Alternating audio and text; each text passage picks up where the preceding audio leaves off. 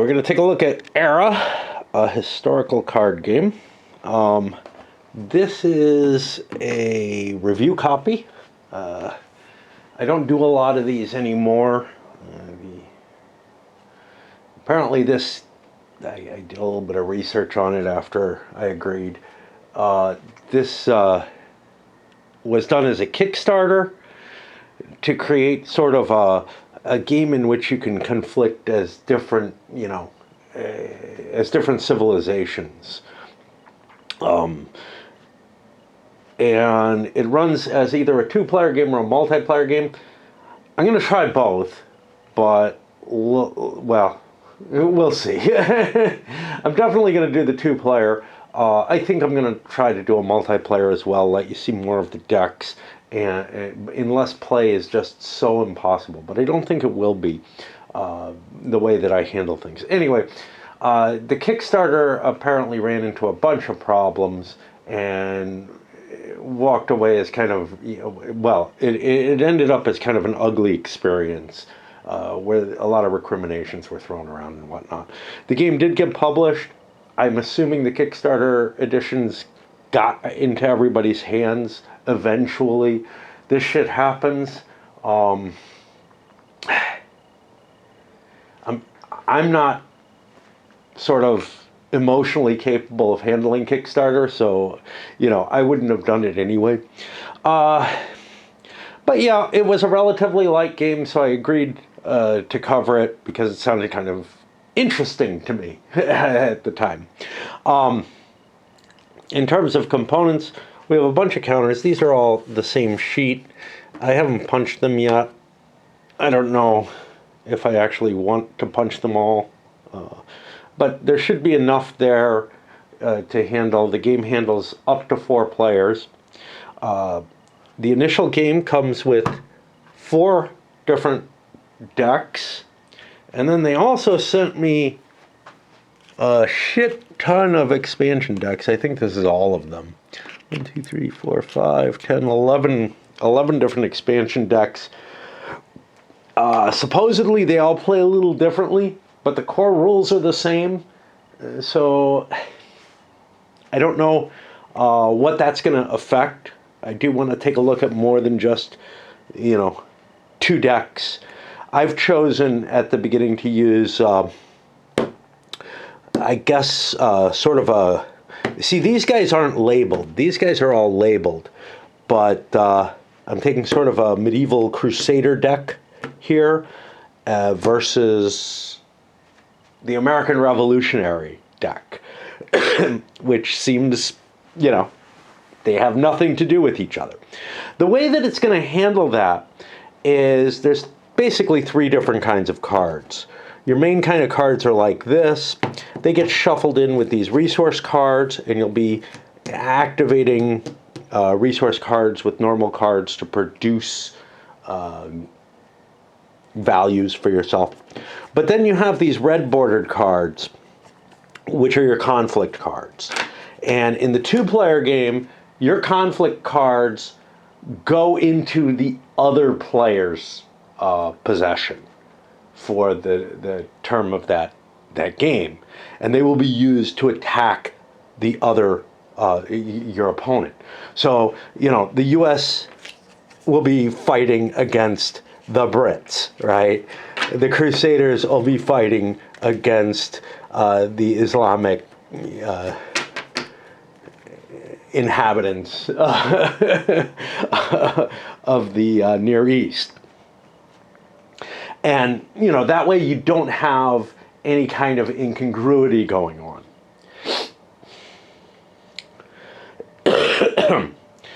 At the core, this kind of bothers me. I made the very simple point in the game. There is no time travel in this game. Yeah, okay. That's fair enough and everything, but it feels like your deck and its opposition is going to always play kind of... You're always going to be playing the same kind of opposition, and I don't know what I expect. But... well, we'll see how that all plays out. It's definitely not the kind of thing that that I'm generally attracted to. You're getting a fixed deck of cards here and a fixed set of attack cards your opponent's going to have against you. And it doesn't really feel like there's a lot of, you don't get to build your own deck the way you would in, say, Magic, and you don't get to do it as in a deck building game either, like something like Dominion over there. So I don't really know where, the strategy is going to be entirely on how you play your cards, as it were. And you're not going to have a lot of control over that from what I can see. The rule book, the multiplayer game has these additional few cards here, which we'll talk about when we get to the rules for them. I'm not sure I'm going to do them in the same rule set. I may do a second set. The rule book itself, I've read through these. It's not my style of rule book. It's Euro style with pictures and everything. I found it, if anything, even harder to understand than most, but your mileage may vary. All right, I know that I'm going to be having, I'm not going to be able to run through the rules entirely without taking breaks. So if I've got to patch the video together, I'm going to relight my pipe and get myself more comfortable. All of the game is going to be these progress markers, which you have over here. Getting 15 of those, which you produce, wins you the game. But alternatively, getting 3 destruction markers on your cards, that's these, loses you the game. And in a 2-player game, if somebody loses, the other person just wins. In the multiplayer game, getting the 3 destruction markers will just knock you out of the game. But you're a historical group on the brink of greatness or ruin. I mean, definitely here for everything, I don't know. They tend to be at key points, but like the Crusades itself, yeah, I guess the Crusader kingdoms are on the brink of greatness or ruin. Egypt, I don't know if they were ever really threatened. I don't know what this is. It looks like Cold War with this final launch and everything, but there is a Cold War deck as well. Do they tell you what the decks are that you start with? The game comes with? They don't here. I could open those others up, but I chose not to. I don't know. Okay.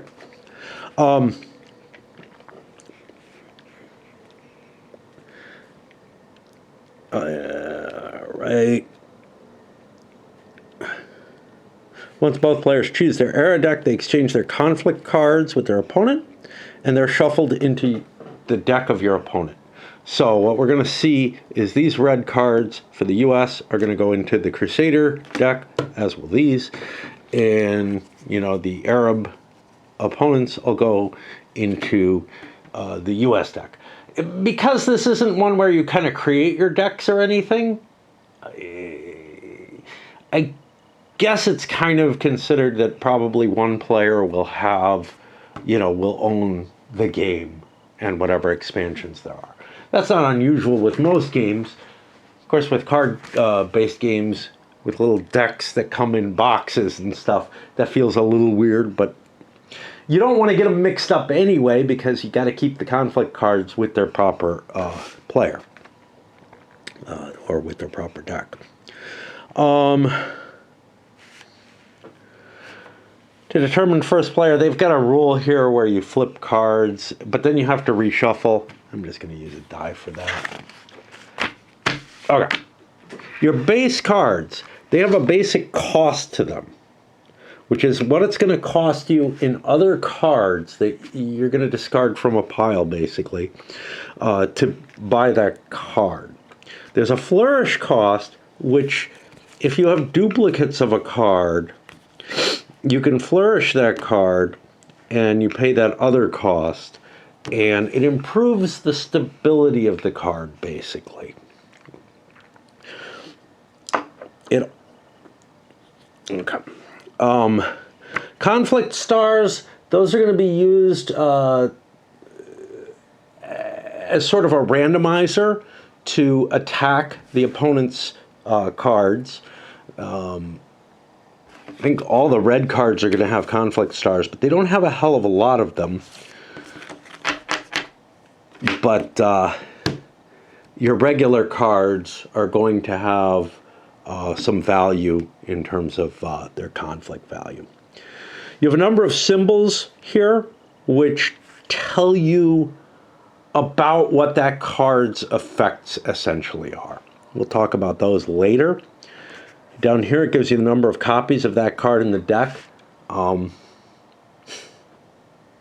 Might have been useful. I don't know. See, here's the thing. If you don't know what your deck does, you're not going to be able to play it effectively. And if decks are different and they play differently, there's sort of this feeling that, you're going to have to play, or you're either going to have to play a game or two, a hand or two, whatever, with each deck that you want to get good at, or you're going to have to study that deck. And otherwise, you're going to kind of be playing blind. I was thinking some kind of compendium card for each deck might be useful, but I don't know if it terribly is. Knowing how many copies is definitely useful for the flourishes. There's a defense value, which some cards will have, some of your base cards. These guys also have them, which is how many basically stars they need to overcome them in order to damage them. And, well, this flourish dash indicates an advantage that you get after you flourish the card. Your tableau is going to be set up kind of like this. You have a draw pile, any money you have, tokens you've gained of various types. The harvest tokens are linked to specific cards that produce them. And you keep your resource cards up here. Your discard pile is just where everything that you used up goes away. But the conflict cards are going to sit out there and attack the enemy if they're not shot first. The resource cards, well, they link with these. The build pile and the conflict pile are things that you build from your hand, using your own strategy and whatnot, in order to accomplish those things. So you're going to want to put conflict-capable cards, ones with lots of conflict stars in them, in the conflict pile, probably. And the build pile, you're going to want to put cards that you can't use for other things. And you're basically going to be doing this math problem in your head every turn as to what can you build, what conflicts you're planning on performing with your hand. And I'm not going to be good at that to begin with, but we'll learn it as we go. I expect to make lots of mistakes in terms of how I play. And, you know, rat on them, on my capability of playing. Okay, players take turns taking turns. At the beginning of the game, did they say this in setup?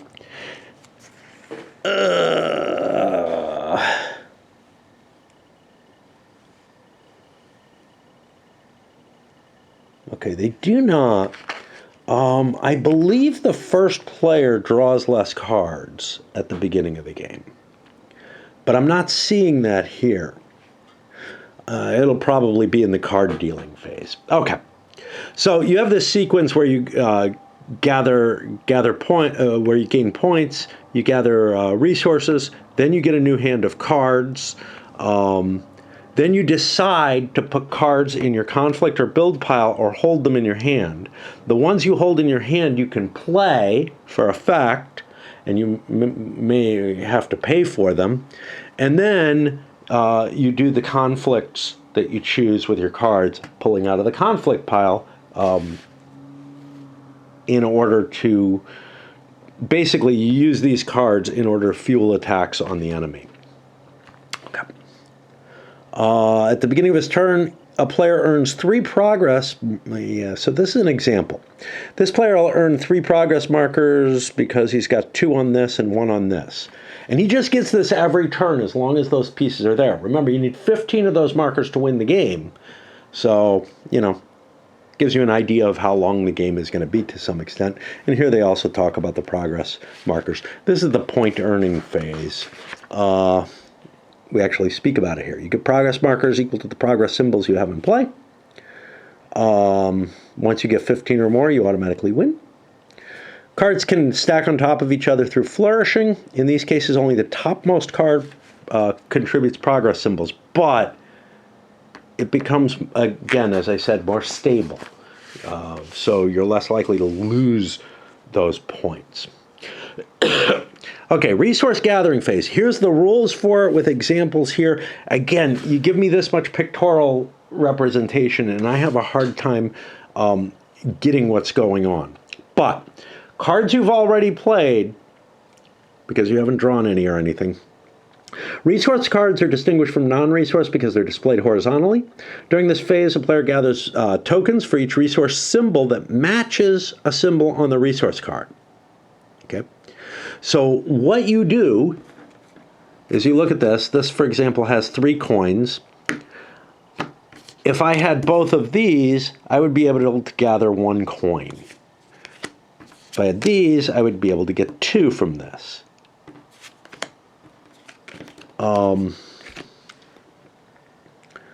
For each symbol set during resource gathering, these tokens are earned every turn.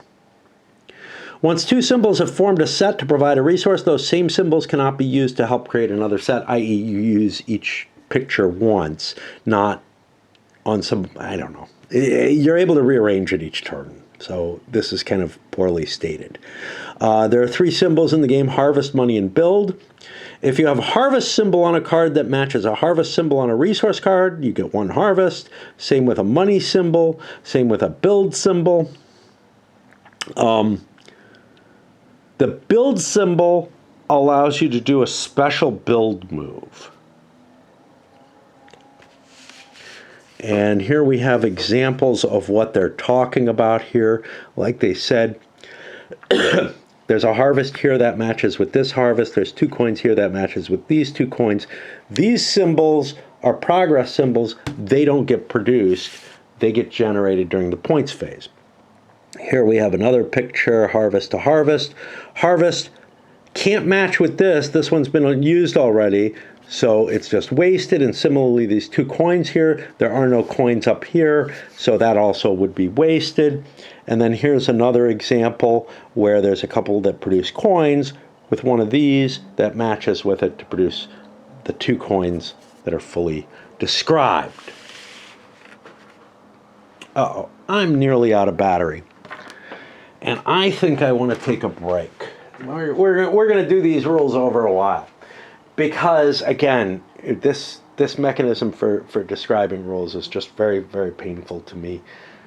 And after having read them and getting a pretty good idea of what's going on, one thing that's been in my head, now I've been playing Under the Lily Banners, and the battle that I've been doing there, or battles I've been doing there, have eaten up the time they have, and I haven't really wanted to. But there has been this sort of, I don't want to face these rules feeling. The actual card dealing phase, yeah, you get 8 cards, but on the first turn of the 2-player game, you only get 6. The first player. Just so he doesn't get too big an advantage off of going first. You don't look at these cards, they're kept face down.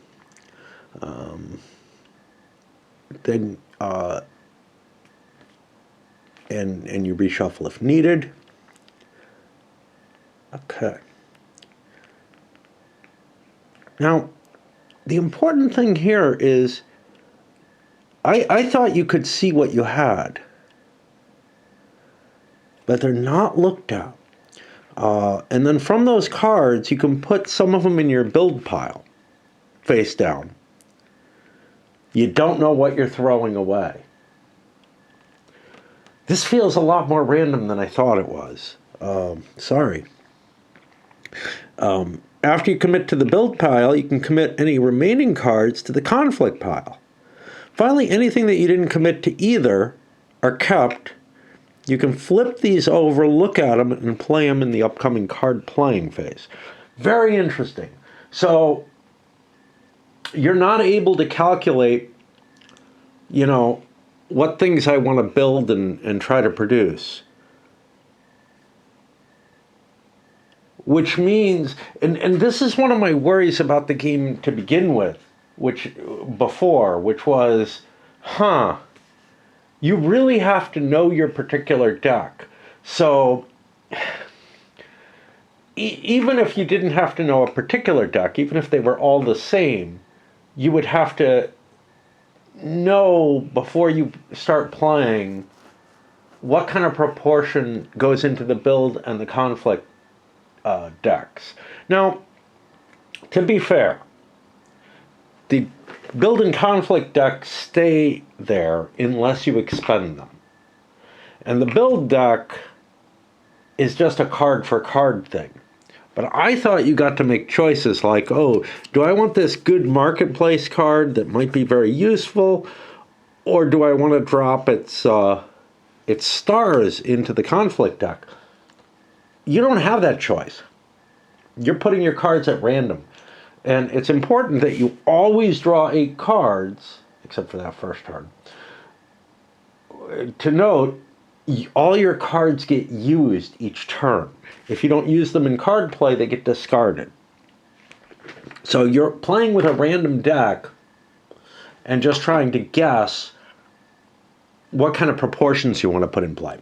This is less calculation than I thought was in the game, but it requires even more kind of familiarity with what the decks are going to cost you and stuff like that. Okay.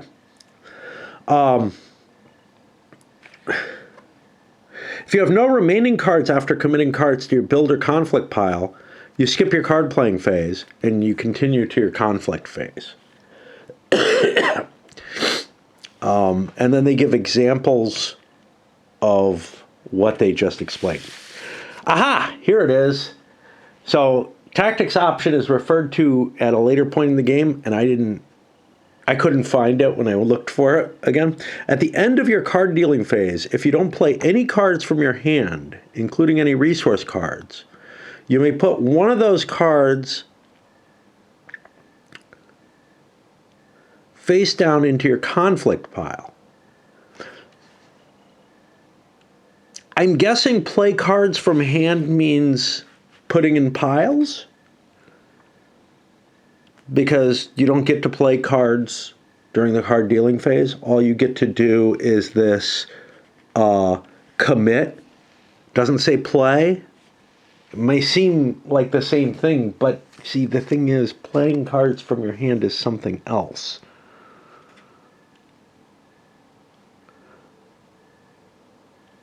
This may also be errata. Perhaps I should go look it up, because play cards from your hand happens during the card playing phase, not the card dealing phase. So there is something wrong here, right? Either this means to say card playing phase and got put in the wrong place, kind of, sort of. Or,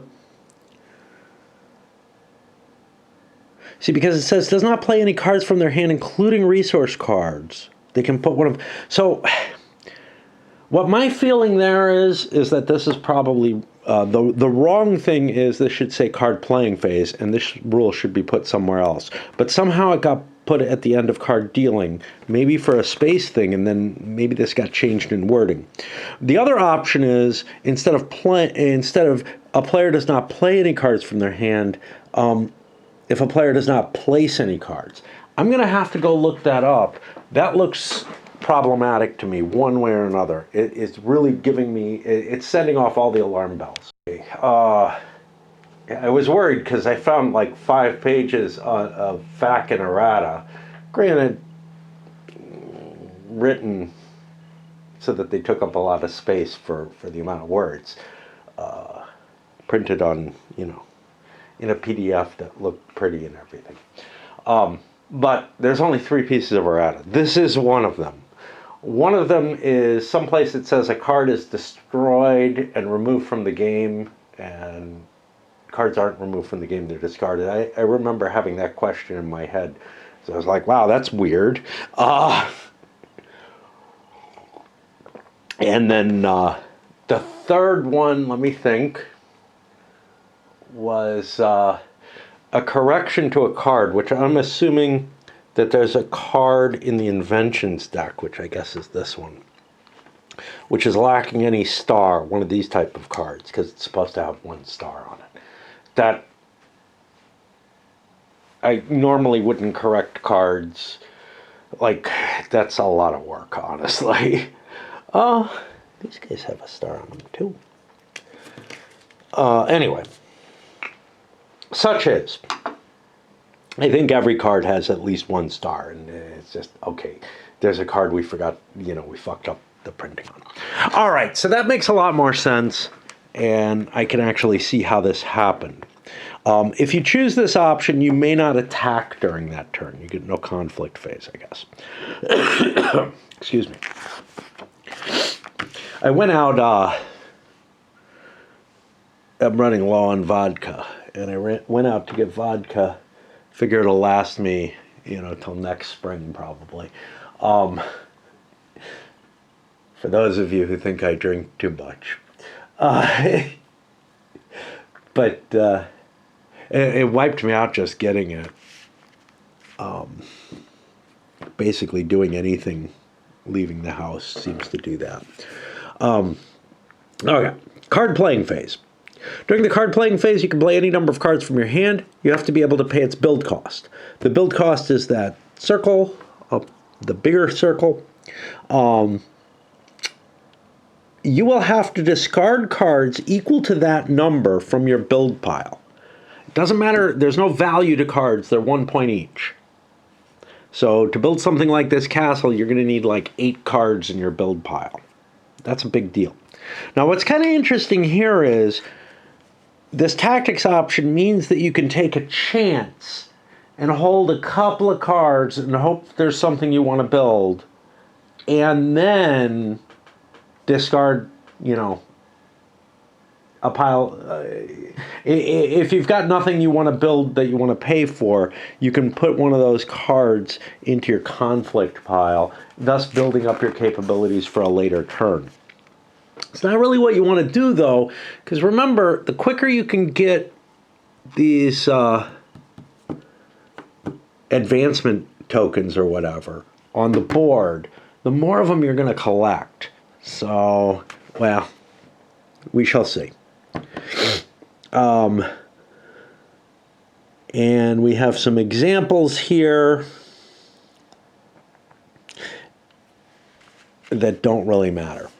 Resource cards in your hand have no build cost. If you reveal them when you turn over your remaining cards, after committing how many random cards you're throwing in your building conflict, you can immediately play them. And they get played horizontally, and we see that over in the tableau here, where they're across here. Conflict cards are paid for no differently than other cards. You play conflict cards to their respective area.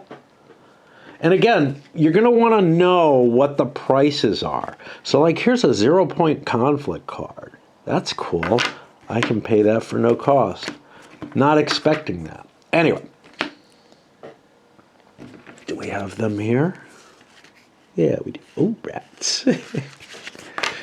Okay. For more information on conflict cards, we'll get to the next phase. Finally, at the end of your card playing phase, any remaining cards in your hand that were not played or discarded. Oh, by the way, I marked this up. I can't get rid of dealing but I was able to write player on there in pencil. Glossy paper can be weird. I generally say, oh, I can't write with glossy on glossy paper with pencil, and I don't feel like pens don't really take on it either. Sharpies do, but in this case, I was able to write. It may rub off very easily. I suspect it will, but at least I was able to put a reminder in there in case I play it again in a few years or something.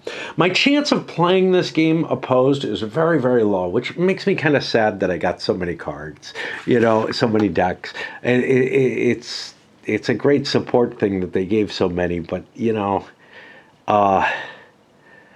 I'm just... I play games opposed so seldomly. I played Dune Imperium a couple of weeks ago, 2-3 weeks ago, before I got sick. It's where I got sick, I think. And that was the first time since April when I had a friend visiting me, and I may not have played anything with anybody over the last couple of years before that. So, who knows? Okay. Where are we? Conflict phase. During the conflict phase, you have an opportunity to attack and destroy your opponent's cards in play. If a card is destroyed in a conflict, it will be discarded. Conflict cards are distinguished by their red border, and you have the wrong cards in your deck, the other player's cards. Conflict can only happen between certain card types in a conflict. Your normal cards can attack the opponent's conflict cards, okay?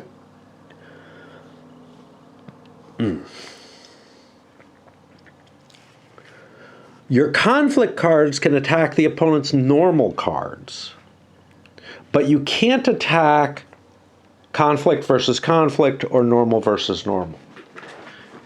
Those would indicate, a shift in time or appropriate opponents or whatever.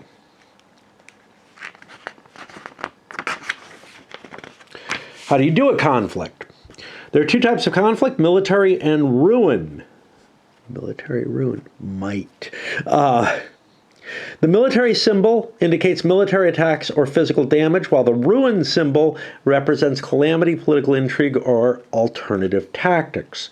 If a card has the might symbol, it cannot be attacked. This castle cannot be attacked. Seems a little weird, but okay.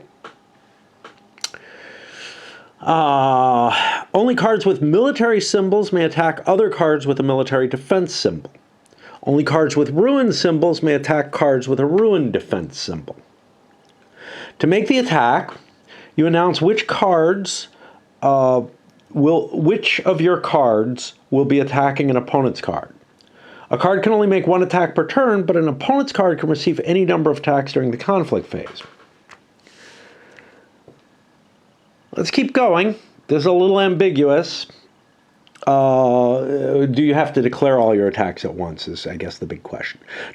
I don't think you do. During an attack, each military or rune symbol on a card represents how many cards are flipped over.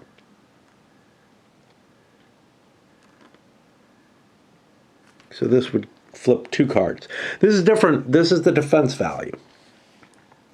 How many cards may be flipped over from that player's conflict pile? That player may use all or some of the symbols on each card and must announce which symbols and how many they will use before the attack begins. So I'm going to have a pile of my cards that is my conflict deck. And this isn't a great choice.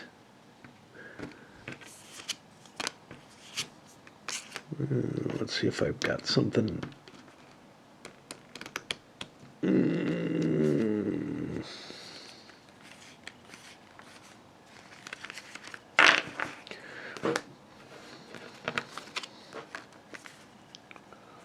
I'm looking for conflict symbols on these. I expected some. I'm not seeing any. Okay.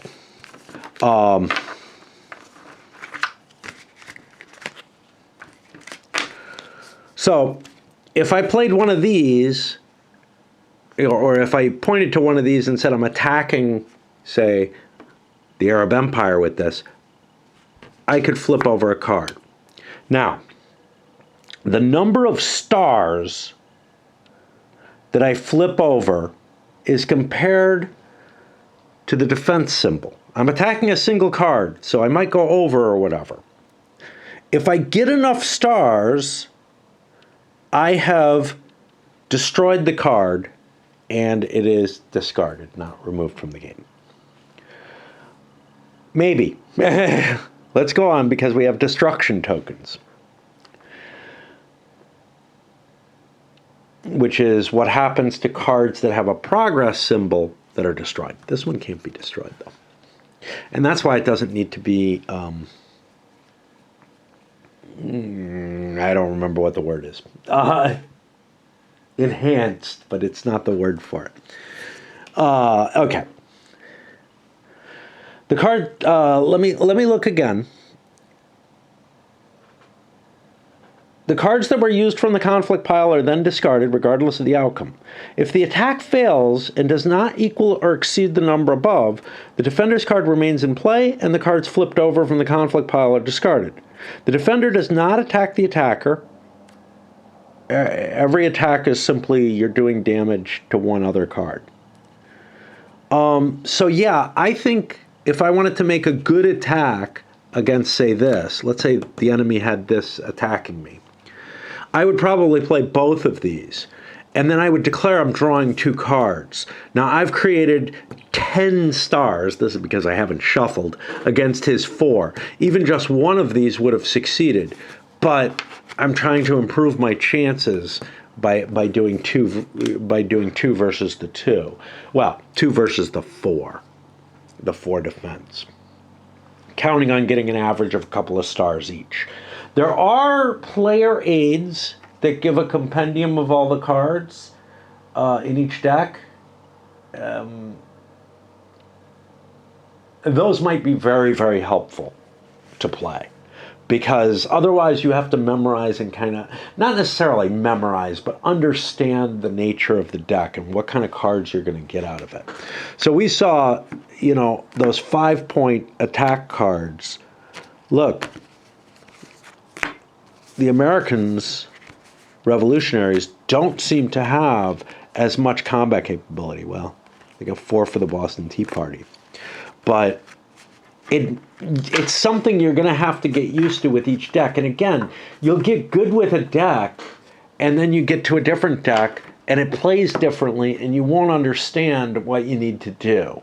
And this is kind of the problem I have, is it almost exemplifies what I see as the difficulty, as one of the underlying philosophies that I don't like with modern Euros, which is you kind of play the game until you understand the game.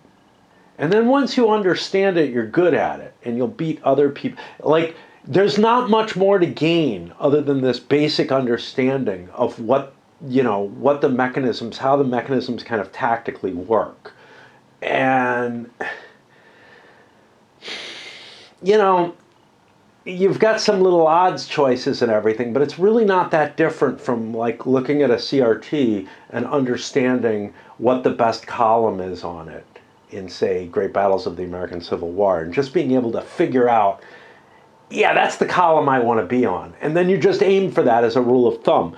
And that's the thing. Figuring out the rules of thumb for the deck feels like it's going to be what the game is about, which just means, I think, that if you could zone out on what the values are on the cards and study them ahead of time, you get a huge jump, right? But other than that, you kind of have the, okay, well, I guess you just get experience with a deck and you get used to it and you get good at it. But then if you switch to another deck, you have to learn all those lessons again. That's not strategy, okay? That's like just learning an almost mechanistic means of comparing the odds. Now, there might be times when the point structure, when the situation in the game is such that you might have to change your rules of thumb. You might have to risk more, push things a little bit more. I'm not saying that, it's completely devoid of thinking.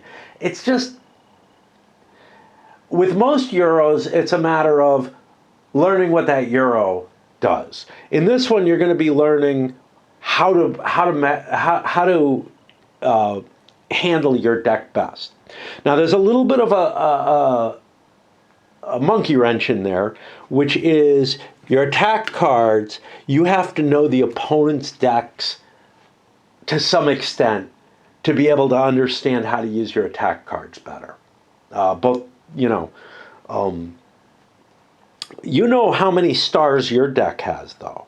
So your attack cards may be improved. So like these Crusaders are going to be more violent than the Americans look like they're going to be. It looks like they have a higher star rate. Maybe I'm wrong, Again, you'd need the compendium, or you'd need to zone out on the decks to be able to make that decision. But that's kind of where the strategy fits in, is it's not really strategy. The rules of thumb come from comparing the two decks and knowing, what you're going to do. What strategy comes in is, look, the other guy's gotten an advantage, I have to take more risks and stuff like that, is all that happens. But sort of there's a mechanistic element of a comparison between a couple of decks that you have to make. Now, maybe in multiplayer that changes. Maybe it gets more exciting that way. I don't think so. But it's one of the reasons I want to look at the multiplayer, even though it's more complex mechanisms in play. Okay, where did we go here?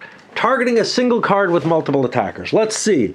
Attacks can be made against one card with multiple attackers if desired. To do so, a player must discard one additional card from their conflict pile in between each additional card they want to attack with. Okay, so if I wanted to do this, I would have to draw, let's say this is my conflict pile. I would say I'm attacking with both of these. One would get played face up. That's discarded. One would get played face up. And that's what I would get. And I'd lose another card. Again, I haven't shuffled, so they're all, top ranked cards up there. Don't get confused by that. So there's a cost to using more than one attacker. And that goes whether you're using, boy, that hurt my ears, whether you're using the red attack cards against an opponent's regular cards, or if you're using the regular cards against the opponent's red attack cards to try to knock his attack cards out so he can't break your stuff. Now, a card containing a progress symbol, when it's destroyed, a destruction token is placed on it. The card should be left out, but it can no longer be used, just as if it were discarded. If the player receives 3 destruction tokens total, the other player wins the game. This is the danger to putting progress markers out there, is especially if they are vulnerable to attacks. I mean, this one's safe. If they're particularly vulnerable to attacks, you can end up giving the other player the 3 hits on you that it needs to knock you out of the game. Doesn't matter how many progress symbols are on the card. If it is destroyed, the defending player will always receive 1 destruction marker. Now, it's notable, it's not discarded. You don't discard the card and get a destruction marker. It is kept out there with the destruction marker on it, which means that card is no longer going back in your deck, which could be a big deal. A destroyed card with a locked progress symbols does not receive a destruction token. We haven't talked about locked symbols yet. They have to do with these keys. Unless those symbols were all unlocked at the time of the attack. I would also assume that it, although this isn't clarified here, that it doesn't get kind of removed from play the way the destroyed marker makes a card removed from play.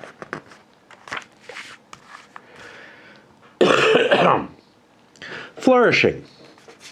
Now, flourishing is interesting because it kind of fits across multiple areas of the rule, but I think it basically belongs in the card playing phase. Some cards have the ability to be flourished. There's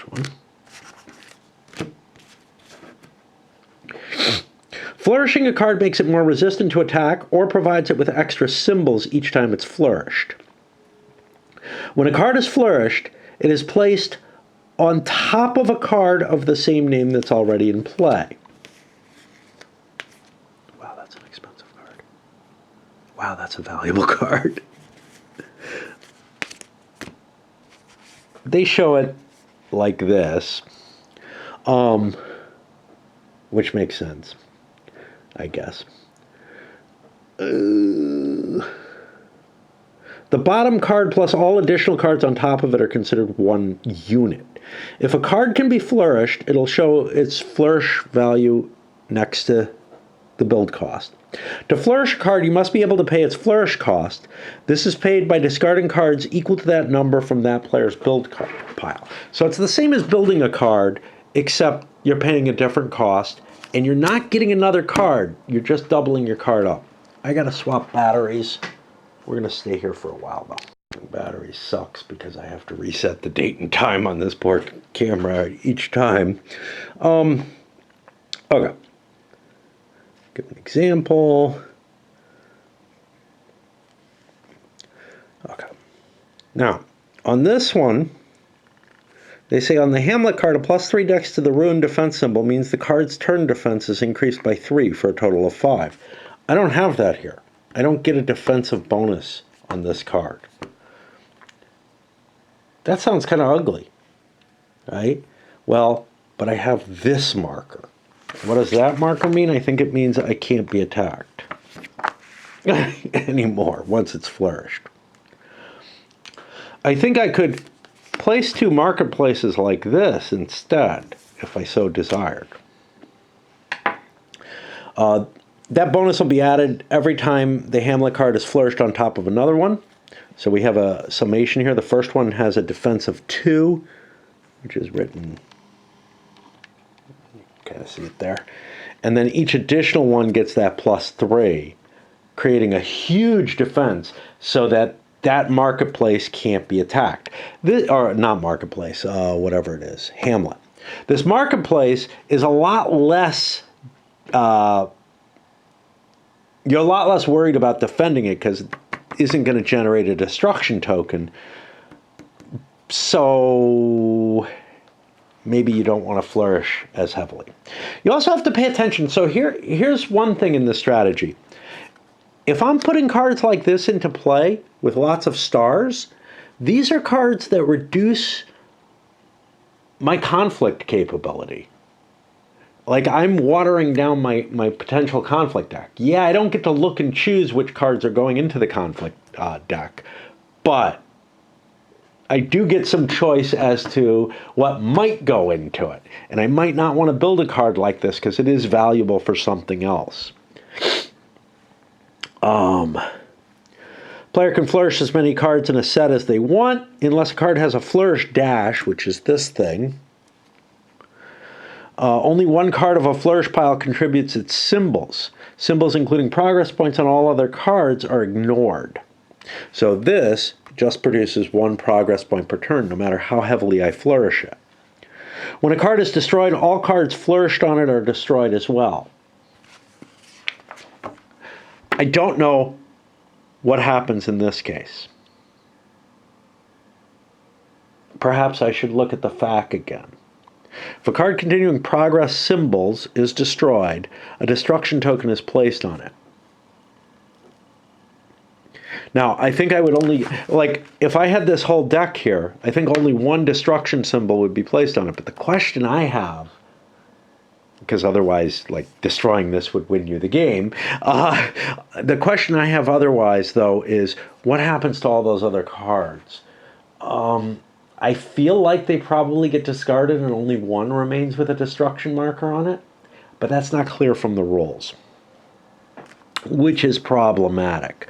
Do we want to go to the flourish dash? Sure. Some cards contain a dash between symbols. This means the card gains the symbols to the right of the dash when that card is flourished, and for each time that card is flourished. So here, I get this no skulls each time. Well, what does that mean? We don't know. There's no easy reference on the back here. The symbols guide doesn't give it to us. but there is somewhere. Block symbol. Block symbol cancels out one opponent's symbol of the same type.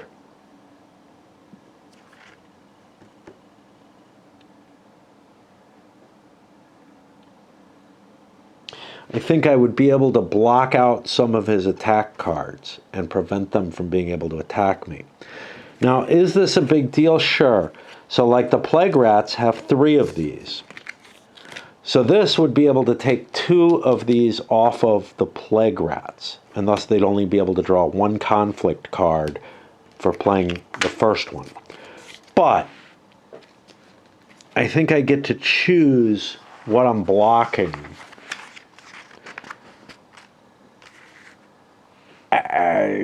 for each opponent's turn. And it can change on each turn, but like he can't say, oh, I'm committing this with 3, and then, oh, well, I'll kill 2 of those 3. No, you have to make the decision ahead of time based on what they have available and showing.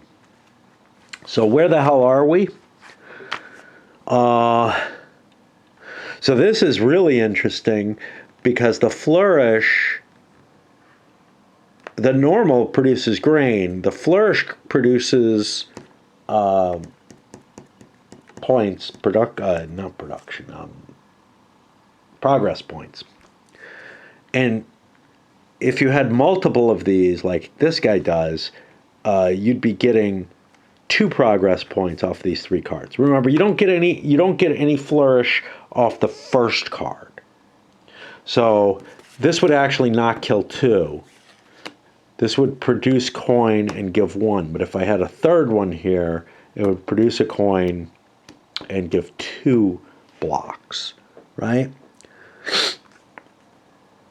It's only flourishes. It's only the flourishing cards that add to it. This is all stuff, the symbology in this is part of why I have trouble with these rules, is that so much of it is based on this visual side of things.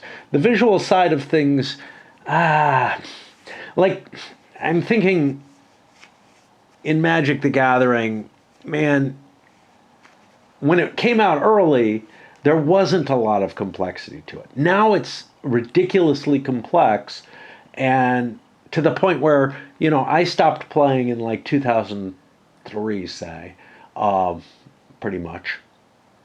And it's very, very hard for me picking up like the full rules to it. But the same kind of thing, this game just throws so many visual cues and so many icons and everything at you right away that even though it's less than maybe Magic was by the time I stopped, it's just too much at once, I feel. I don't know. I'm not good with that kind of visual placement. So we had a rule we wanted to look up. Before I go to unique cards, we're going to look at, what is it? In the FAQ, what happens when you destroy a flourish stack. This is part of what's kind of funny, is like, look, these are the kind of clarifications that aren't present in the rules, as far as I can tell, which means they belong in the errata. So, but instead of identifying a location in the rules, first of all, there's no easy way to identify a location in these rules because they're not numbered and they're not organized. They're organized around pictures and examples and stuff like that. So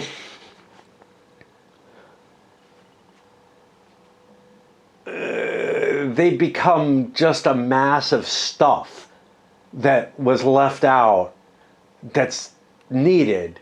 And they really should be considered errata in this case. Like that is a case that is not covered in the rules. That's not a fact. This reminds me of Talisman's rules, okay, which are notoriously horrible. The old Talisman. I have no idea how it is now, but it's like, you know, there's questions that are answered in a question and answer section that it's kind of like, why would anybody have asked that question? It's like you're just asking it to introduce a new rule that absolutely is not implied or anything. In this case, there's just something, hey, what happens in this case? That would be the question I have, and it's just not addressed. My intuition is correct. If something gets a destroyed symbol, it stays out, but anything flourished with it gets discarded as normal. Unfortunately, there's like a whole set of like 5 or 6 of these. How are cards destroyed properly? Again, it's just the rules weren't completed, you know. I'm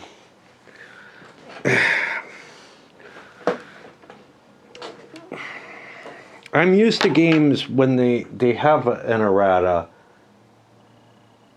throwing a sheet of paper with the errata in with them. Again, it's hard to believe that this got through playtesting. We have credits here. No, we have this, which is fucking useless, waste of paper. I don't see any credits here. Let's put this here. Let's see what we got here. We got game design. We got no developer. Horrible thing. And no playtesters listed. Anytime a game is designed by someone and doesn't have a developer involved in it, I don't care how simple the game is. It needs it. And this is not a simple enough game to be doing without a developer. Personal point of order there, but yeah, always have a developer, because there's got to be someone who, first of all, there have to be playtesters who look at it who aren't close to the game, and that's something a good developer understands. Is that okay? You know, I was with you early on. We worked out some things. We hashed things out. Maybe we hashed them out with some buddies who helped us think about things. But you also need to throw things at people who are looking at it with a fresh eye. Before it goes to any kind of publication or anything, that pre-published version at least has to go through one round of blind testing that goes to people who have never seen the game before and are going to try to misplay it. You know, they're going to misunderstand the rules. They're going to come up with questions. Maybe they will play it in front of you and misunderstand things, and you'll catch notes as to why the rules are not right or whatever. And you can step in and correct them, but make sure you get your notes down first to ensure that like everything is absolutely clear. These rules are not sufficient to play the game. The errata? Sure. Maybe it is.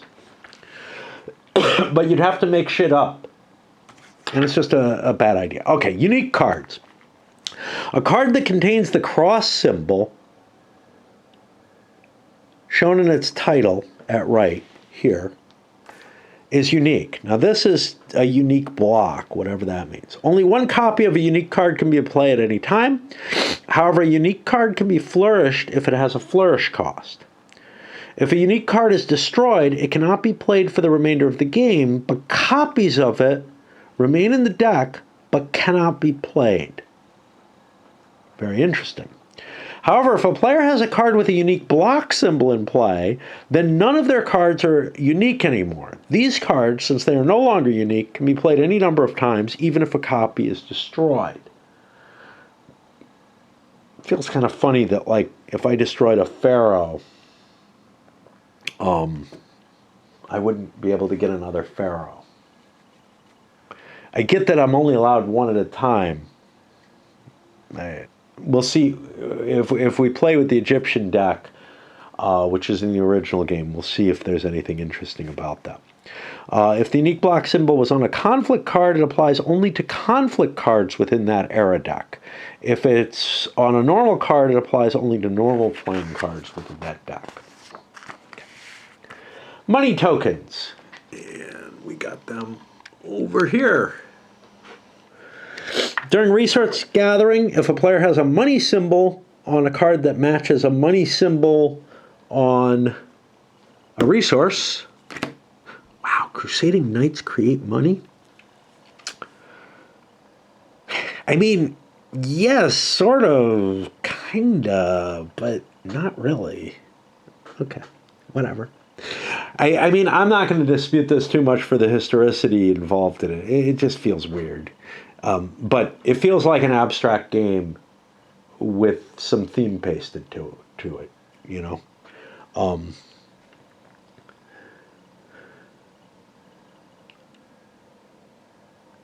Okay, a money token can be used for two things. It can be used as a resource when paying a card's build cost. Resources are not being used correctly as a term there. Like, resource has been used as a term before, and I think it's these cards are resource cards. It's an improper usage. Or it can be used to aid in conflict, which is vague enough that fine. It can be used to aid in paying a build cost or in conflict, whatever. As a resource, when paying a card's build cost, you may discard one money token instead of discarding one card from your build pile. Okay. That's fine. You know exactly what you need to pay. Money is just cards in that case. And we have an example of that, and it's not complex. During the conflict battle, a money token can be discarded to increase the attacker's conflict stars by 1 if the attack is by a normal playing card. You can't use it on your red cards. This decision is made after the cards from the conflict pile are revealed, and there's no limit to how much money you can use. So this is how you even up a battle. If you're drawing only one card and you don't get enough stars, you can throw some cash in, and after the randomness happens, you get to throw some cash in, which is a big deal. And then we have an example of that,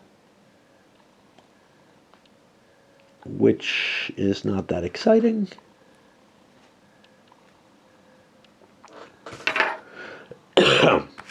Harvest tokens. Over there. During resource gathering, you get to produce these with a matching pair. They use this. They're repeating things a lot while leaving important concepts unaddressed in the rules. Harvest tokens are placed above the card that generated them. We have an example. Well, we have an example of that here. The card that generated them is this card, not the resource card. Because remember, you need them both to generate them. Once per game, during the resource gathering phase, a player may harvest all the tokens in front of a particular card. Each spent harvest token allows that player to draw 2 additional cards during their card dealing phase. On the back side of these is a silver side. They're gold on the front. This is important because you flip the token over and cover the harvest marker there. Now, if that card is later destroyed, the harvest token goes away or whatever, and you can regenerate it. So that's 2 of the special tokens that are out there. We have a couple of them handled, the destroyed tokens and the progress tokens. But we got a couple more left. We have this initiative. That's going to be for the multiplayer game, I think. And we have build tokens, which don't appear to be there. Okay, maybe we don't have build tokens. We do not. Builds are created, and they don't generate a lasting token. During resource gathering, a player has build symbols that match. They have a special build move available for them every turn. To use the special build move, a player must draw 1 card from their deck and flip it over into their build pile face up. The card's discard value is now equal to the conflict stars shown on the card. Cards drawn as a special build move do not count towards the 8 cards a player draws during their card dealing phase. They don't get any change if they discard more conflict stars than needed. Also, multiple flipped up cards can be discarded to pay for several cards at once in any combination desired. For example, you could discard 2 flipped up cards with 4 and 2 stars each to pay for a 5 and a 1 card cost card, since you're matching the whole thing. You do not have to spend flipped up cards on the turn they're created. And this is again left out, but I think they're just special builds kicking around on top of your deck, and you can discard from under them if you wish instead. Although that may be less economically valuable.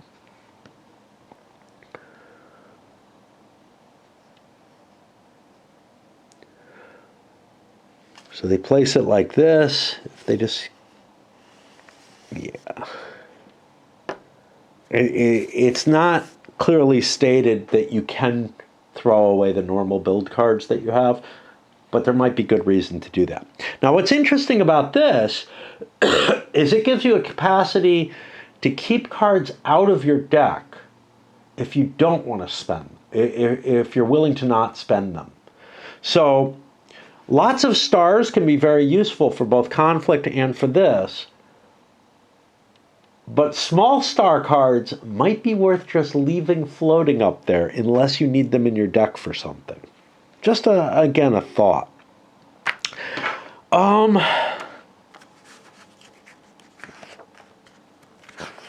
Okay, we're getting to some confusion stuff here. I think I want to break for a bit. Plus, my batteries are not charging properly. I got my, as is often the case, I found myself something to addict myself with on the computer. In this case, another online game, but not one that's gonna heavily hit me. However, I went away for several hours. All right. Keys and locks. So, I don't know if I have, locks are gonna be in the name, like in the Crusade Knight here, has an A. And keys are what unlock those locks. The key allows a restricted card and symbol to be played or activated. Keys always have a letter, which corresponds to the lock that they have a letter for. So, if the card's name has a little lock next to it, like these guys do, it can't even be played. Obviously, if it's in your discard pile, it can be spent, whatever. But it can't be played unless you have a card with the key in play. If a card has a lock next to its flourish, it can't be flourished until then. And if a symbol has a lock, that symbol's locked and ignored unless the appropriate key is in play. If you have a card in play that contains the key, all the cards with that lock can now be played. And all symbols with that lock of the same letter are no longer ignored and immediately take effect. Here's what's weird. And again, maybe we gotta go look at the fact, but we're going to use reason here. If a card with a key symbol is destroyed, all cards that have the corresponding lock still remain in play. Okay. But I don't think the abilities do, because that would be almost impossible to keep track of. But, like this guy, if he's in play, you wouldn't discard him, is basically what it's saying. Effect arrows. Oh boy. All right, this is one where they had to explain a lot, and I haven't really paid attention. I'm going to do my best to cope with them. Some of the symbols have a little upward or downward arrow. This is but some of them have, I think, a left or right arrow on them. Maybe I'm mistaken. That wouldn't make sense. This is a visual alert to let the player know who will receive the effect of that symbol. Usually this is used where the application would not be expected, such as a key that benefits the opponent, or a block symbol that targets the player who played the card. If it's facing up, it's the opponent. If it's facing down, it's the player. They went through a lot of explanation of this. I think the idea is actually relatively clear, but we'll see if I get confused in play. A vision symbol allows the player to put aside one normal playing card from his hand and save it for a later turn. This cannot be a conflict card, i.e. the red stuff. The card is put face down underneath the card that provided the vision symbol. It stays there until it's drawn back into a player's hand during his card playing phase or a later turn. Each vision symbol creates one slot. Now, card playing phase is after you put into your discard and build, or your conflict and build pile. Each vision symbol can, so you don't get a choice to like try to promote things into that. Creates a slot which can be filled or emptied at any time with a card. If a card is withdrawn, it may be replaced. If the card providing the vision symbol is discarded, any cards tucked under it are discarded as well. If its vision symbol becomes blocked, the cards underneath it are discarded. That feels like it's saying, look, the locks come back into effect. It's just they don't discard cards. And then we have some examples of that. Block symbols. A block cancels out one opponent's symbol of the same type, except for the unique block symbol discussed below, which was discussed above, and it blocks your unique symbol, so you can put more than one out.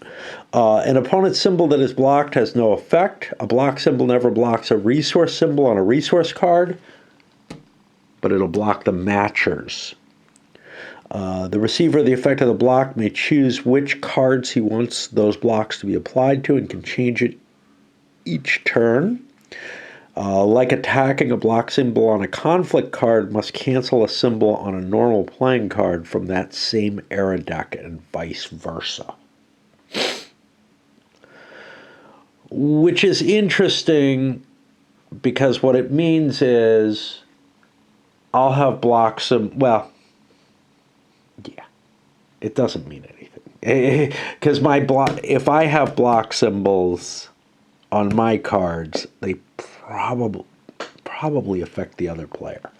I don't know for sure. The unique block symbol blocks all unique symbols on the cards controlled by that player, not just one. We have an example of that. The exhaustion token. Wait a minute, I thought these were destroyed. Okay, they're destroyed on this side. Oh, there's one exhausted. Okay, you get the exhaustion token if you do any of the following. If you put 7 or more cards onto your build pile on one turn. If you flip or discard 7 or more cards when attacking with conflict cards, but not your normal cards. And this doesn't include special build moves or harvest. What did harvest fucking do? Harvest.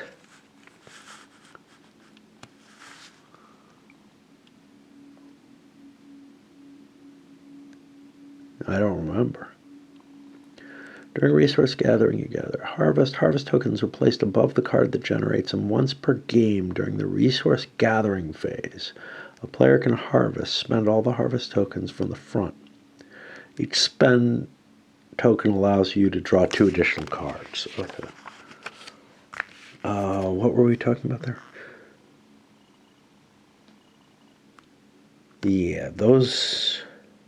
This is weird, because what do you mean? Special build moves, fine. Those cards go on there. Harvest cards don't count? That's interesting. I don't know. Or if you choose the tactics option from a hand of 7 or more cards. Now that seems pretty dumb to me to do.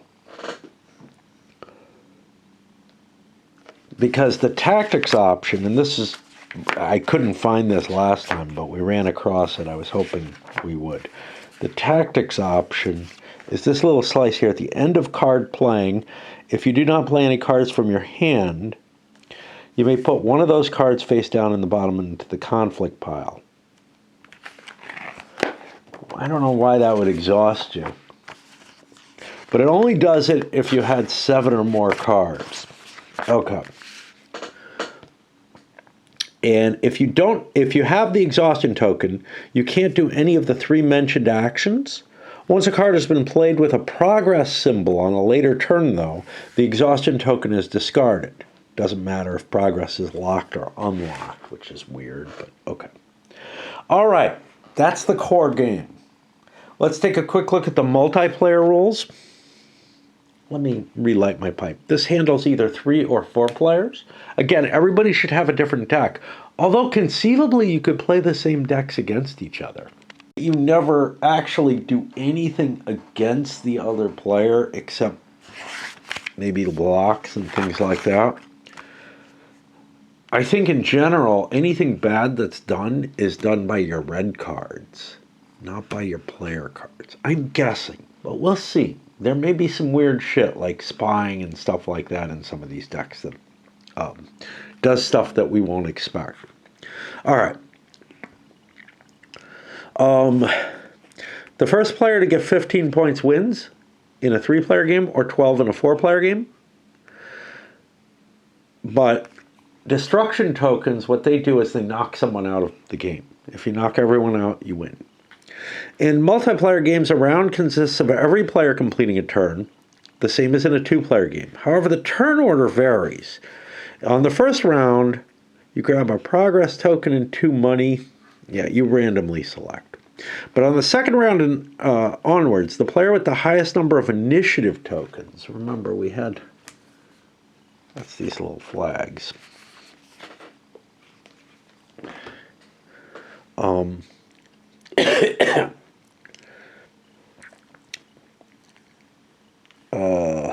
Becomes first player with tiebreakers on most cards in play, including resources, and then closest clockwise from the previous player. Previous player is an interesting question. The guy who went last, I guess, but it could have been the previous first player. Doesn't say that. Play proceeds to the player with the next highest amount of initiative tokens until all players have taken a turn. This is going to be kind of hard because things are going to move around in ways that, like, yeah, it has to be previous player. Things are going to move around in ways that the game state shows, but there's no singular little easy thing. Yeah, the initiative tokens, if they cover it. All right, for the first round of the 3-player game, we hand out 6 cards to the first 2 players, and in the 4-player game, same thing. Just the 4th player gets 8 cards as well as the 3rd. Conflict cards. Once player order has been determined. Now remember, in the 2-player game, you've got a conflict deck from your opponent, or the conflict cards are shuffled into your deck from your opponent, and you're going to play them along with your other cards. But here, you can't do that because you have 2 or 3 opponents. I guess you could divide the decks up, but instead, once player order has been determined, each player removes their 10 red cards, and instead of giving their decks to the opponent as they normally would, they shuffle these 10 conflict cards into a separate pile face up in front of themselves. These are community conflict cards and are available for any opponent to pay for and play in their turn. A player's community conflict card pile is separate from their conflict card pile. Their conflict card pile is a discard pile that they put cards hoping for lots of stars, right? So here we have a picture, player A's community. Okay, that's not really very helpful. Now, here's the important thing. They're put face up, so the card is available to be seen. During card playing phase, a player may choose to play the face-up conflict card from any opponent's community conflict pile. When a conflict card is selected by a player, they must pay the resource cost of the card to play it. It's removed from the top of the community pile and put next to it face up. Additional community conflict cards should be arranged side by side to each other.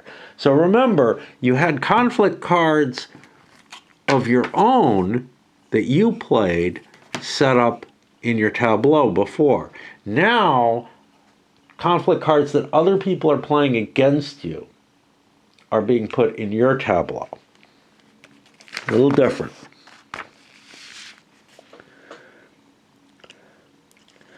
When a player pays for a community conflict card, the top card of his other opponents that are equal to or less than the cost of the card he just played are also put into play. So he can cause violence to everybody by buying the most expensive card that's out. The process is completed only once. The newly revealed community conflict cards do not cause more cascading. And there's examples of this. Initiative token. When a player plays a conflict card for a cost of 1 or greater, they get an initiative token. They do not, however, gain extra ones for additional cascaded cards. A player may play any number of conflict cards at a cost of 1 or more, and from any number of community conflict card piles, gaining 1 initiative each time they buy them. Conflict cards that have a cost of 0, like those rats over there, do not provide an initiative token. Each turn, a player can play only 1 community conflict card at a cost of 0 from each opponent's community conflict card pile, but not counting cascades. Cascades come to you for free. So you get the initiative, which presumably gives you an advantage because whoever gets to 15 first wins, right? Among maybe other things. I'm not sure it's always an advantage to go early. By creating trouble for other players. Okay. Now, they don't talk about how you use the conflict cards here. I believe how you use them is, let's see, the ones that are available, people can use to attack. And I think that explains it. I think that's explained here. Yeah. It's not called out particularly well. It's this tiny little text down here. I mean, everything's tiny little text. The gameplay symbols on the conflict cards that have been played are now available for any player to interact with on their turn. For example, if a card has an attack symbol on it, the player may attack with it on their turn. Of course, the target of those attacks must be directed to the person who has the conflict cards. Okay. There's one more rule. The cycling cards. We haven't shown you these. They say multiplayer on them and say something, have some effect. During the conflict phase, a player may pay a resource to discard the top card of a player's community conflict card pile. There's no limit. Put the cycled card on the bottom of the pile. Oh, I'm sorry. There's bonus cards too. Yeah, if you don't like the top card somebody has and nobody's willing to pay for it, you can put it back to the bottom of the deck. Okay, the bonus cards. These are the ones that are over there. At the start of each game round, the player with the most initiative tokens draws cards from the shuffled bonus card pile equal to the number of players plus 1. That player secretly chooses one of the bonus cards and places it face down in front of him. The remaining bonus cards are then passed to the player with the next amount of initiative. In the event of a tie, the player with the most cards in play, including resources, goes next. These are the same ties. If there are no players with initiative tokens, the player who went first the previous round goes first again and proceeds clockwise. Players reveal their bonus card choices and follow the action on them.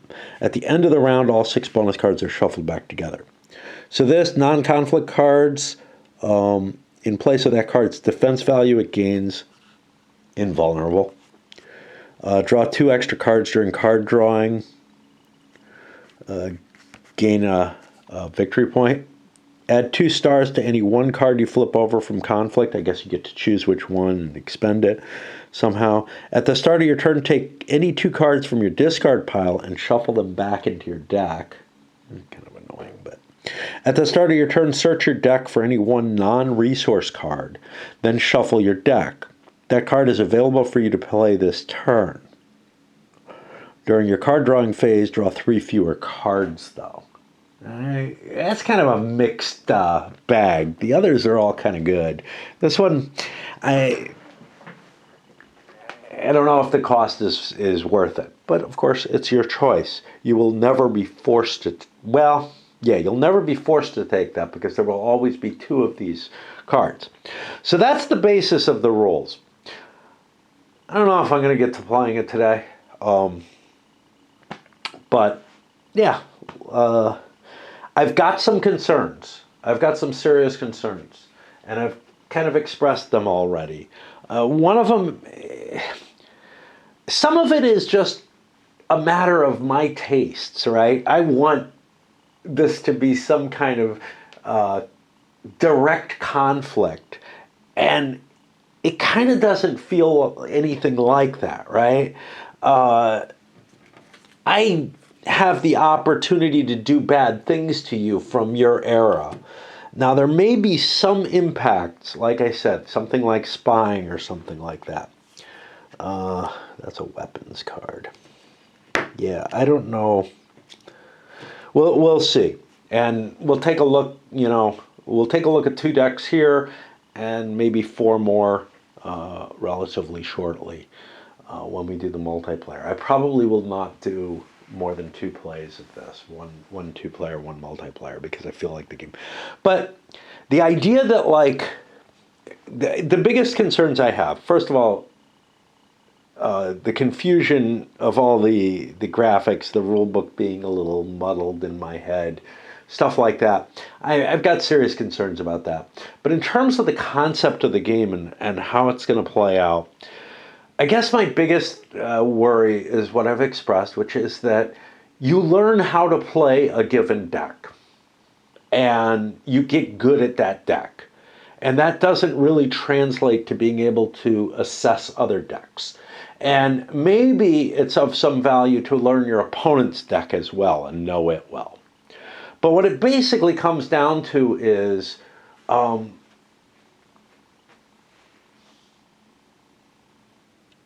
learning devising and learning the rules of thumb and internalizing them so that you know how to play your particular deck and maybe how to play against the other particular deck.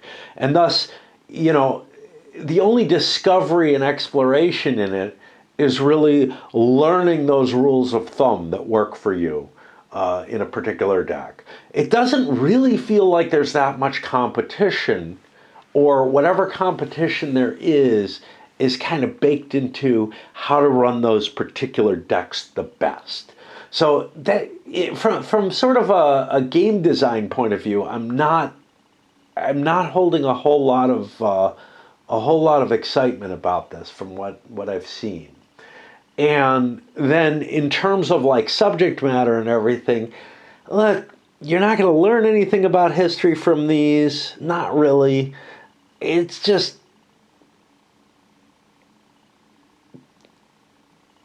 a thematic aspect. Now, outside of that, I've got these ideas of some sort of exactly what they didn't want, some sort of time travel game where somehow or another you're utilizing these decks to advance something, more exciting. Sort of think about, like Civilization, the computer game, more than the board game, because the extent that you're running really, you've got an Ice Age deck that goes, and then you go all the way up to technology and stuff, where somehow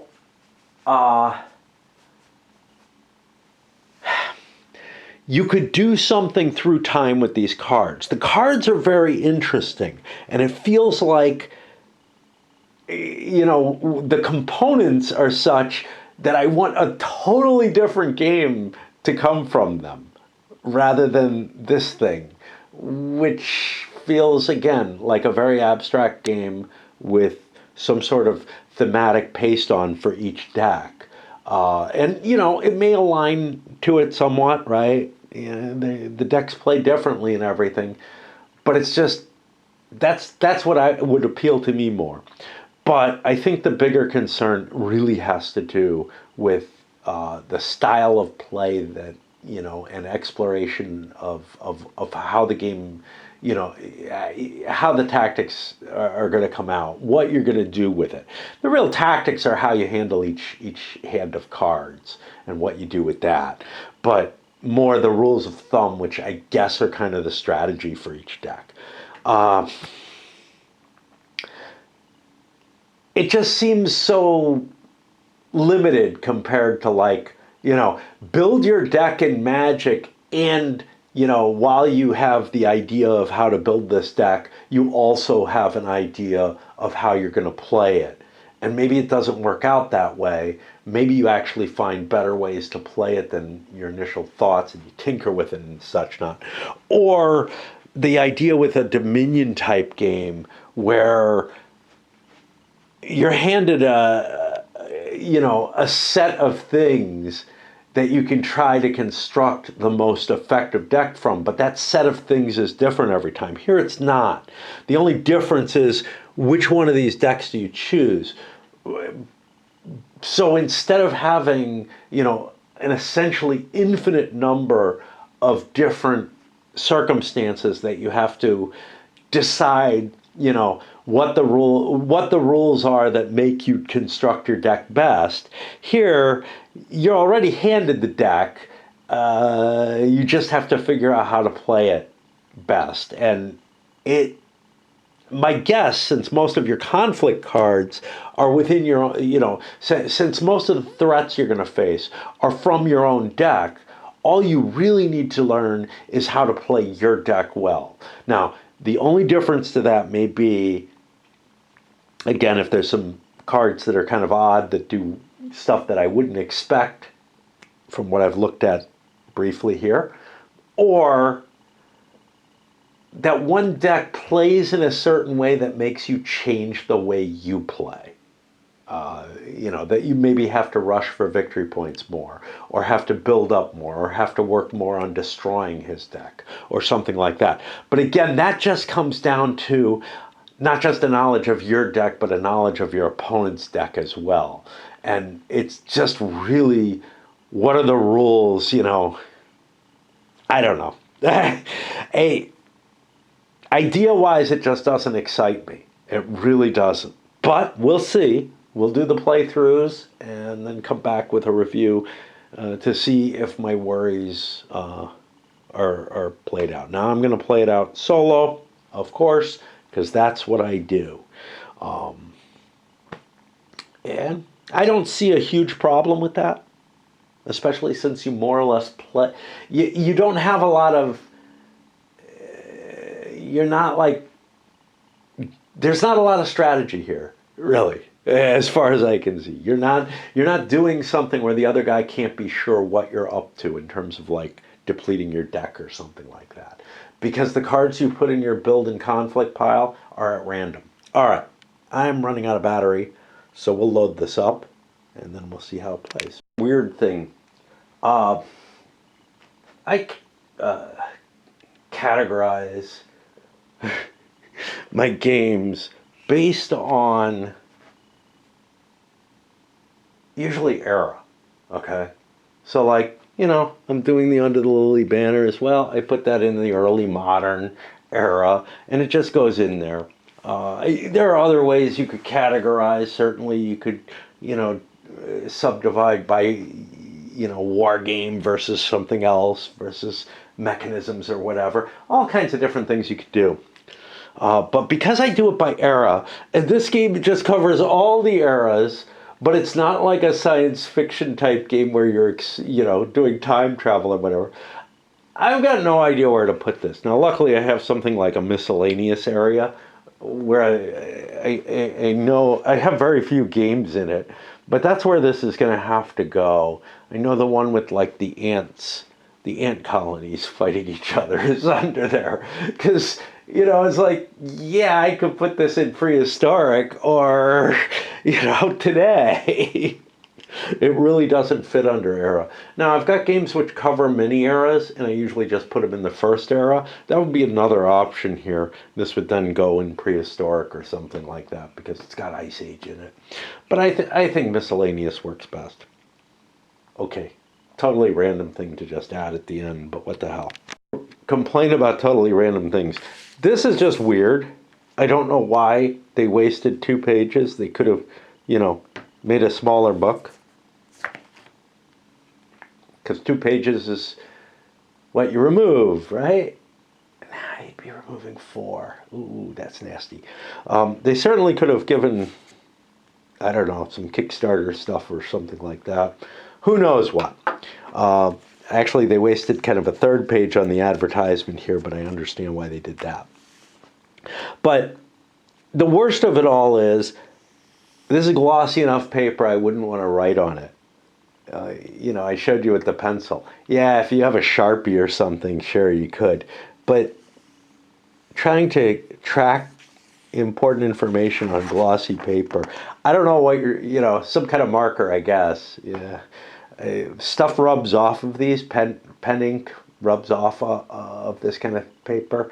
I think the pencil will too. And it also doesn't write very dark, so just kind of an odd choice. Instead, so they've actually got 4 pages that are special. They've got this, these 2, and this. What I would have done is put the advert and the symbols guide on a separate sheet, preferably of thin stock or something instead, and get rid of those 2 pages. But even just a sheet of paper of this nature, just loose, would have worked. Just a single sheet instead. But I don't know, maybe it's cheaper to put it all together in one thing. It means less collating. I don't know.